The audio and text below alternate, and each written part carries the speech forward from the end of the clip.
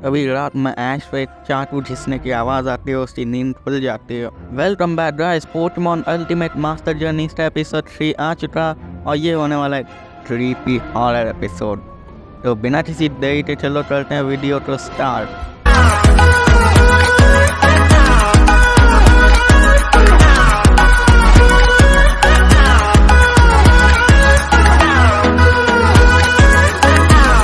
Last episode में ऐश एक creepy forest के आगे आके रुकता है। ऐश सोचता है कि उसे लैंड से बैटल करना है तो इस फॉरेस्ट को तो क्रॉस करना ही होगा, इसलिए वो पिकाचू के साथ उस फॉरेस्ट में चला जाता है। रास्ते में उसे गैरी भी मिल जाता। गैरी उसे बताता है कि ये क्रीपी फॉरेस्ट है और यहाँ पे जाना रात में एक बहुत ही डेंजरस काम है, लेकिन फिर भी दोनों आगे जाते हैं और अचानक से बारिश होना शुरू हो जाती है। ऐश और गैरी कोई जगह ढूंढ रहे थे जहाँ पे वो आराम कर सकें और इस बारिश से बच बच सकें। बोलने कुछ गलतियाँ हो जाती हैं। हाँ, तो मैं बोल रहा था कि ऐश और गैरी को जगह ढूंढे जहाँ पे वो बारिश से बच सकें, जैसे ये पोकेमॉन सेंटर। लेकिन उस पूरे जंगल में कोई पोकेमॉन सेंटर नहीं था। ऐश तो तभी पीछे हल्की सी आवाज़ आती है, वो होता है बूढ़ा आदमी। वो दिखने थोड़ा बहुत क्रीपी था। वो बोलता है कि अगर तुम लोग को बारिश से बचना तो तुम लोग मेरे घर चलो, वो पास ही में है और वो काफ़ी बड़ा बेस है, तुम लोग वहाँ पे सो भी सकते हैं, वहाँ पे खाली कमरे भी तुम लोग मिल जाएंगे। वो दोनों इस बात से एग्री कर लेते हैं क्योंकि उन्हें भी कोई जगह तो चाहिए ही थी आराम करने के लिए।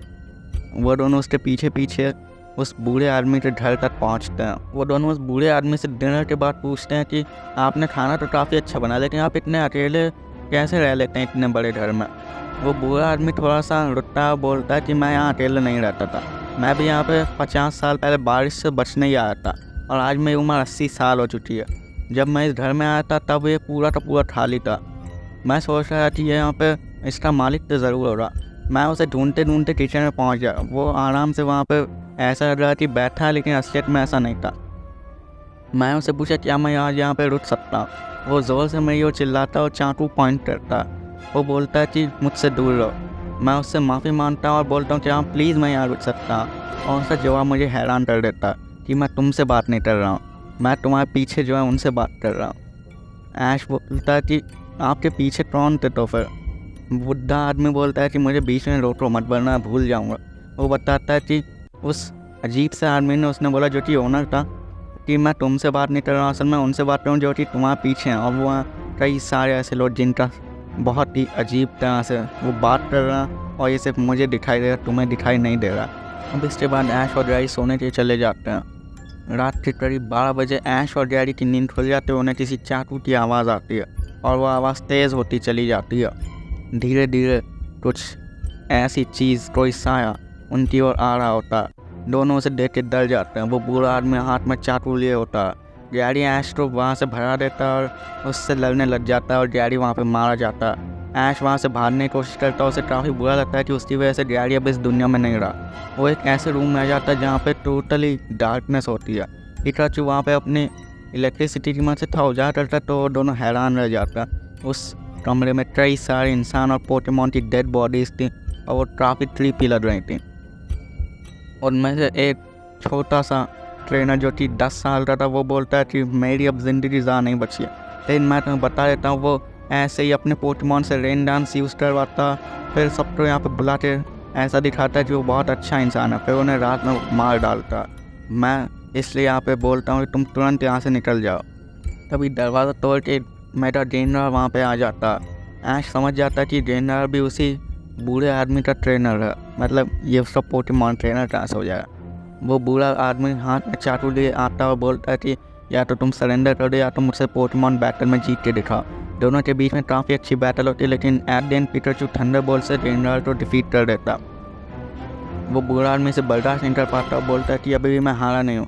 वो चाकू लिए पिकाचू की ओर आता। तभी गैरी वहाँ पे आ जाता। गैरी अभी भी मरा नहीं था। वो उस बूढ़े आदमी को लात से गिरा देता और ऐश और गैरी वहाँ से भागने लग जाता है। वो चाहे जितना ही भाग लें, जिस दरवाजे से निकलते हैं वहीं पे वापस आ जाता है। और तभी वो बूढ़ा आदमी हंसते हुए आता है, बोलता है कि असल में अगर तुम लोग असलियत में होते तो फिर तुम लोग शायद यहाँ से निकल लेते, लेकिन तुम्हारे सपने मैं हमेशा तुम्हें डराता रहूँगा। ऐसे समझ जाता है कि यहाँ पर ये एक सपना, और तभी वो उस सपने से जाग जाता। ऐसे ही बगल में गैरी होता है। वो बोलता है कि तुम्हें मैं 1 घंटे जिराने की कोशिश कर रहा हूँ, तुम और पिकाचू तब से ऐसी हरकतें करे जाओ, कभी भागे जाओ, कभी डरे जाओ, लेकिन नींद से उठ ही नहीं रहा। ऐश समझ जाता है कि जो उसने सपना देखा वो असल में उसे दिखाया गया। ऐश ज़ोर ज़ोर से चिल्ला के बोलता है, डांट रहा है, मैं जानता हूँ तुम यहीं हो। डांट रहा है वहाँ से बाहर आता है और किसी तरह से पोकेमॉन बोल देता है वो, मतलब जैसे कि मूवी में बोला था। वो बोलता है कि तुमसे इतने सालों बाद मिलकर मुझे बहुत अच्छा लग रहा, लेकिन मेरी आदत है दूसरों को बुरे सपने दिखाना। तुम्हें इतने सालों बाद देख के भी ऐसा ही लगता है तुम बिल्कुल नहीं बदले, भले ही तुम चाहे जितने भी स्ट्रॉन्ग हो रहे हो। उम्मीद करता हूँ तुम पोकेमॉन मास्टर बन जाओ। और ये कह के डाल रहा है वहाँ से चला जाता। ऐश ये सब याद रख लेता कि डार्करा भी उससे अब मिल चुका है, और ये सब उसने सिर्फ इसलिए किया क्योंकि वो ये उसका काम ही है एक तरह से दिखाना सपना। अब ऐश अपने सफ़र में आगे बढ़ता है, और अब अगले एपिसोड में ऐश और लैंस की फाइट भी होने वाली है। और तुम लोग को फाइट देखनी है तो इस वीडियो को 10 लाइक्स करवा दो। और तुम्हें पता ही है कि अगला वीडियो कब आने वाला है, तो फिर इंतज़ार क्यों है। हर 2 दिन के गैप में आता है। वीडियो अच्छा लगता है तो लाइक करो, चैनल पर ना हो तो सब्सक्राइब करो, और कमेंट से वही करें जो कि ऐश को पोकेमॉन मास्टर बनते हुए देखना चाहते हैं। Thanks for watching.